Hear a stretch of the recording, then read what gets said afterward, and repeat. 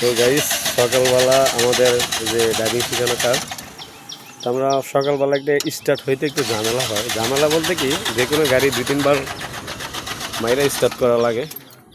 তো উনি হচ্ছে আমার আগের ওস্তাদ, উনি আগেই কমপ্লিট হয়ে গেছে। উনি সকালবেলা মাঝে মধ্যে আমার গাড়িটা বাইর করে দেয়, দাও শক্ত শক্ত আরো শক্ত ওস্তাদ, আরো শক্ত, খিচ্চা মারো মারো শক্ত, আল্লাহরে ডাকো আল্লাহরে ডাকো। মাশাআল্লাহ মাশাআল্লাহ, সেই উস্তাদ, তোমার কাছে আমি এটা অনেক আশা করছিলাম যে তুমি এরকম একটা আমাদেরকে স্কিল দেখাইবা। আলহামদুলিল্লাহ। তো গ্লাসটা নামাই দাও উস্তাদ, এই গ্লাসটা নামাই দাও।